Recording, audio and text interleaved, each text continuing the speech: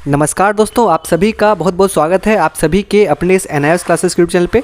दोस्तों आज हम लोग NIOS क्लास 12 का जो फिजिकल एजुकेशन है उसका जो चैप्टर 2 है इथिक्स एंड वैल्यूज़, उसका ऐसा 5 इंपॉर्टेंट क्वेश्चन को देखेंगे जो कि हमेशा एग्जाम में आते रहते हैं और एग्जाम में आने के बहुत ज़्यादा चांसेस है।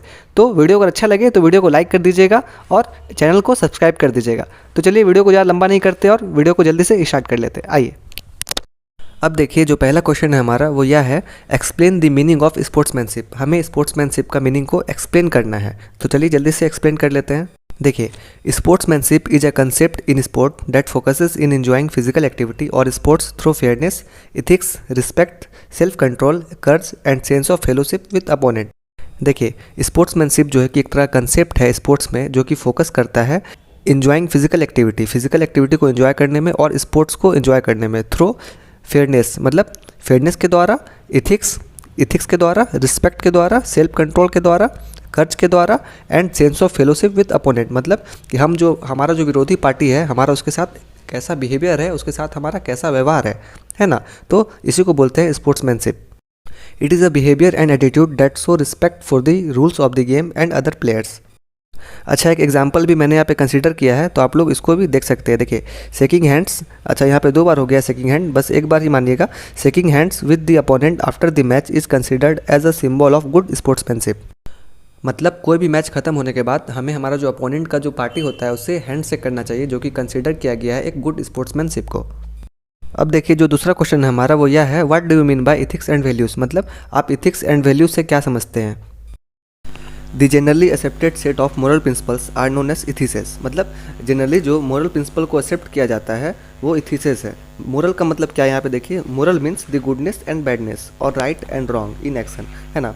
मोरल का मतलब होता है अच्छा या बुरा, गुडनेस एंड बैडनेस कोई भी एक्शन में। Whereas values are personal standard which are valuable and important for an individual.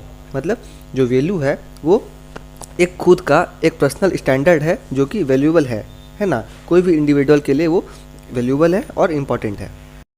अब देखिए, जो 3rd नंबर का क्वेश्चन है ये क्या है, what are the 4 keys ethics in sports. मतलब स्पोर्ट्स में इथिसेस का 4 की क्या है, आइए देखते हैं। देखिए, देयर आर 4 की इथिसेस इन स्पोर्ट। मतलब स्पोर्ट में इथिसेस का 4 की होता है। पहला फेयरनेस, दूसरा इंटीग्रिटी, तीसरा रिस्पॉन्सिबिलिटी और चौथा रिस्पेक्ट। मतलब फेयरनेस, इंटीग्रिटी, रिस्पॉन्सिबिलिटी और रिस्पेक्ट। यहाँ पे जो दूसरा नंबर में इंटीग्रिटी है इसका मतलब ईमानदारी होता है। आप लोग कंफ्यूज मत होइएगा, इंटीग्रिटी का मतलब ईमानदारी होता है। चलिए अब आगे बढ़ते हैं। देखिए, जो चौथा नंबर का क्वेश्चन है यह है हमारा, name the 3 core values of Olympics and explain them. मतलब 3 कोर वैल्यू बताइए ओलंपिक का 3 कोर वैल्यू का नाम बताइए और उसे एक्सप्लेन कीजिए। तो चलिए जल्दी से देख लेते हैं। There are 3 core values of Olympic का 3 कोर वैल्यू होता है, फ्रेंडशिप, रिस्पेक्ट और एक्सीलेंस। अब देखिए, हम एक एक करके ये सारा चीज़ का मतलब समझ लेते हैं। देखिए, friendship is the heart of Olympic movement. जो फ्रेंडशिप होता है हमारा वो हार्ट होता है, दिल होता है ओलंपिक मूवमेंट का, है ना। It encourages us to see sports as an instrument for mutual understanding between individual and between people all over the world. मतलब फ्रेंडशिप क्या है हमारा, वो एक तरह का इंस्ट्रूमेंट है ना, जो 2 लोग के बीच में एक इंस्ट्रूमेंट का काम करता है उसका म्यूचुअल अंडरस्टैंडिंग को बनाने में और उसको लाने में, है ना। और वो ये चीज़ पूरा वर्ल्ड के लिए एप्लीकेबल है, ये चीज़ पूरा दुनिया में ये चीज़ एप्लीकेबल है। ठीक है, अब चलिए आगे बढ़ते हैं और रिस्पेक्ट का मतलब समझते हैं। अब देखिए, दूसरा नंबर में क्या है, respect. It includes respect for your self and your body and for other people, for rules and regulation, for sport and for the environment. मतलब कि यह इंक्लूड कर रहा है ये सारा चीज़, है ना। आप खुद का रिस्पेक्ट आपको खुद से करना चाहिए, जो बॉडी है उसका भी रिस्पेक्ट आपको ही करना चाहिए, और अगर आपको स्पोर्ट में है तो उसका रूल्स एंड रेगुलेशन का भी आपको रिस्पेक्ट करना है ना। और जितना भी चीज़ होता है इन्वायरमेंट में, ये सारा चीज़ का आपको रिस्पेक्ट करना है। चलिए अब लास्ट में देख लेते हैं एक्सीलेंस को।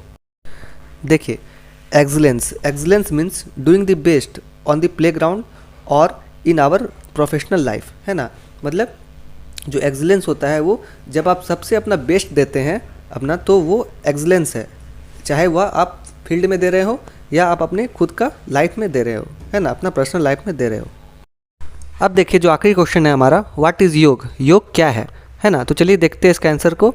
देखिए, yoga is about purifying our self which includes body, mind, spirit, speech, actions and our thoughts. मतलब योग से हम खुद को प्यूरिफाई कर सकते हैं, विच includes body, mind, speech, spirit, ये सारा चीज़ जो है, जितना भी चीज़ है यहाँ पे, ये सारा चीज़ को हम योग के द्वारा प्यूरिफाई कर सकते हैं। आप देखें तो योग के द्वारा आप अपना बॉडी को भी प्यूरिफाई कर सकते हैं, माइंड को भी आप प्यूरिफाई कर सकते हैं, स्पिरिट को भी, स्पीच को भी, अपना एक्शन को भी और अपना सोच को भी। ठीक है, तो ये था कुछ 5 इंपॉर्टेंट क्वेश्चन जो कि हमेशा एग्जाम में आते रहते हैं और आने के बहुत ज़्यादा चांसेस है। इसके अलावा मैंने यहाँ पे और भी कुछ जो पॉइंट है उसको यहाँ पे ऐड कर दिया है बुक से निकाल के, इसे भी आप लोग देख सकते हैं। ठीक है, चलिए, वीडियो अच्छा लगे तो वीडियो को लाइक कर दे और प्यार बनाए रखें और मेरे प्यारा सा चैनल को सब्सक्राइब कर दे। Thank you.